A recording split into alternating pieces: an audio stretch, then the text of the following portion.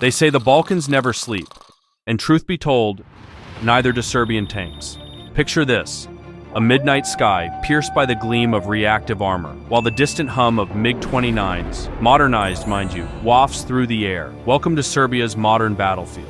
A compact but potent force that knows how to punch above its weight. Founded in 1830, the Serbian armed forces have seen everyone from Ottomans to Austro-Hungarians come and go, but they remain steely as ever, like Rakija that only gets better with age.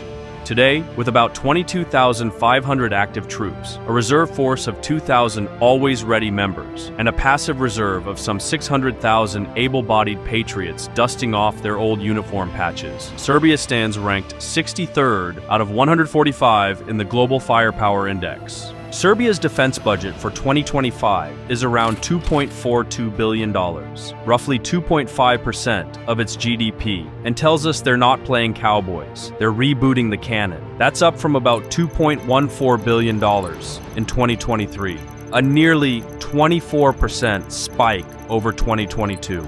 The region may joke that Ketina daju NATO, kupiš Rafale, but the numbers show it's less joke, more strategic pivot, more on that soon.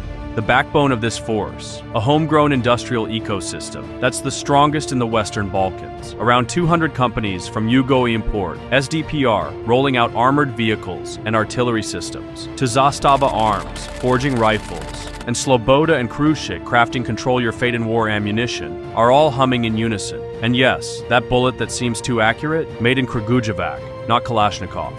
Land power, not shabby for a landlocked country. Serbia fields about 242 tanks, 30 modern Russian T-70B-1MS, and 212 domestic M84 variants, and a cavalcade of armored vehicles. Lazar APCs, Miloš-wheeled IFVs, over 130 MRAPs, including the new Zastava M20 delivered in 2023. And artillery, the Nora B-52 self-propelled howitzer is Serbia's mobile thunder. 138 delivered so far, with over 100 more on order. Air, MiGs still rule the skies. 13 MiG-29s, of which 10 are modernized to SM spec and sporting R-77 missiles. There are also J-22 attack jets, Airbus C-295 transports, Mi-35 and H-145M helicopters, and even drones. Air defense, Serbia layers thick. HQ-22 and HQ-17 systems, PACE-R-16 mobile short-range systems with integrated Mistral missiles, even a battery of Pantsir systems. Think of it as the Kragujevac version of layered cake, only with missiles. So why this sudden sizzle and hardware hustle? A mix of history, geography, and pride. Serbia remains officially neutral. Not NATO, not aligning with Moscow, sort of Balkan Switzerland. Only with more Rakija and occasional political fireworks. In 2024, a deal with France for 12 Rafale fighter jets, over 2.7 billion euros, signaled a clear shift. Goodbye Soviet skies, hello European wings. Deliveries are slated between 2028 and 2029. The reintroduction of compulsory military service, 75 days, mandatory for men as of 2025, gave the Balkans the old "Mili is back" moment. For many households, it means, aha, time to dust off the old school bag. And lately, with neighbors forming defense pacts, Albania, Croatia, Kosovo, Serbia announced ramped-up capabilities as a counterbalance. Because nothing says, "I love you, neighbor," like a bit of regional showmanship. If you ask a Serb what the strongest part of their defense is, some might say, our tanks, others, our MiGs. But let's be honest, the real answer is our mothers. No foreign army dares face the combined firepower of Balkan mamas, armed with rolling pins, and a phone line to the cousins in the reserves. But jokes aside, Serbia's modernization is not just about showing muscle, it's about credibility. The Rafale purchase is more than just shiny new jets. It's political chess. Belgrade gets cutting-edge fighters, Paris gets influence, and Moscow gets a very clear message. Voila for the MiGs, but we're browsing other catalogs now. If Serbia wanted to stay cozy with Russia, it wouldn't be signing a 2.7 billion euro contract with France for jets that can duel in NATO's backyard. This is Belgrade signaling. Neutrality, yes, but neutrality with options. Then there's the land power push. Remember the Nora B-52 howitzer? It's become Serbia's export superstar. Not only does it give Belgrade long-range firepower, but it's also sold abroad, putting Serbian defense industry on the global map. That means jobs, money, and the ability to keep pumping steel and powder without begging foreign suppliers. The fact that Yugo Import has clients as far away as Myanmar and Kenya makes it clear the Balkan war drum now has an international beat. And air defense, oh, that's the crown jewel. The HQ-22 system from China, often compared to the Russian S-300, has given Serbia the ability to tell any would-be intruder, maybe don't test our skies today. Layer that with the Pacars-16, Pantsir, and older but still functional Cub and Neva systems. And you've got a network that makes Serbia's airspace a "do not enter" sign flashing in Cyrillic. But here's the thing, every modernization program comes with the Balkan flavor of politics. In Serbia, military upgrades are not just about defending borders. They're about flexing in the regional rivalry with Croatia, Albania, and Kosovo. In 2024, when Croatia and Albania deepened defense cooperation with Kosovo, Belgrade didn't exactly send flowers. Instead, they rolled out new procurement announcements, military drills, and a promise to reintroduce compulsory service. It's less keeping up with the Joneses and more keeping up with the Jovanovics. And the service law? Let's be real. Young Serbs are now looking at 75 days of conscription and thinking that's shorter than waiting for a Belgrade construction project to finish. For the government, though, it's not about discipline, it's about readiness. The move adds thousands of trained citizens every year, ready to be called up if things ever spiral in the region. It also doubles as a reminder to neighbors. Serbia has manpower in the wings, not just steel on wheels.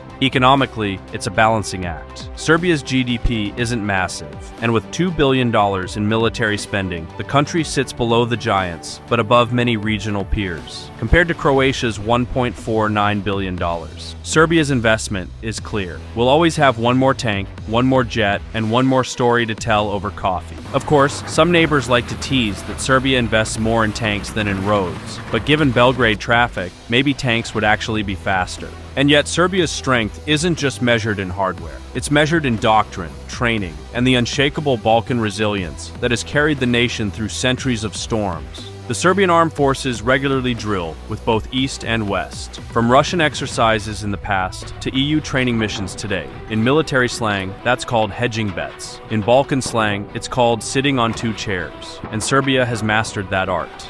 Here's the truth. Serbia doesn't need to be the biggest army in Europe to matter. It just needs to be strong enough that nobody in the Balkans dares poke it without thinking twice. In other words, Serbia is playing Porcupine strategy. It's not about running across borders. It's about making sure anyone trying to cross into Serbia feels like they've just belly flopped onto a field of spikes.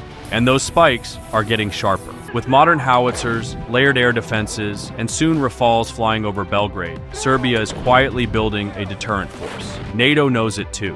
While Serbia isn't a member, it's an official partner through the Partnership for Peace program. Translation: Belgrade gets to drink coffee at NATO's table, but still insists on its own rakija recipe. That balance lets Serbia say, we're not against you, but don't think we're easy pickings either.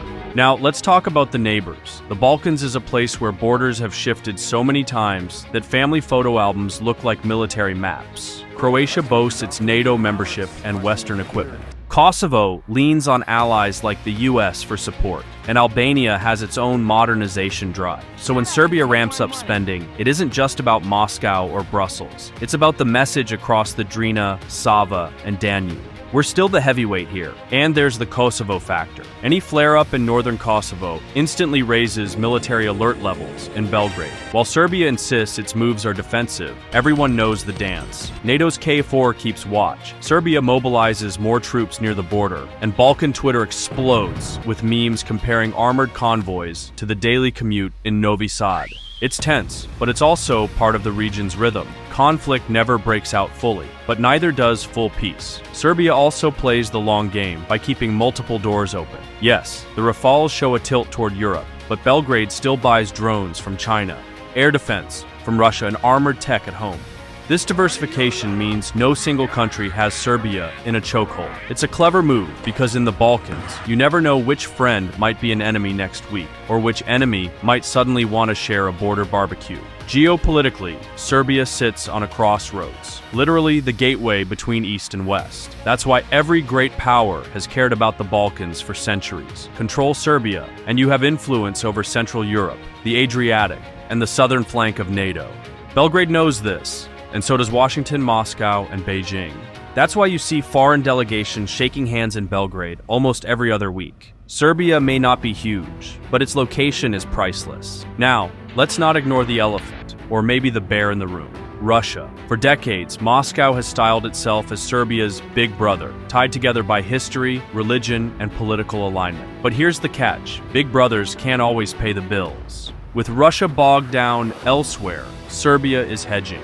It still maintains warm rhetoric, but when push comes to shove, Belgrade is building its independence through arms deals that point westward. For many Serbs, it's less about love for Moscow and more about cold, hard math.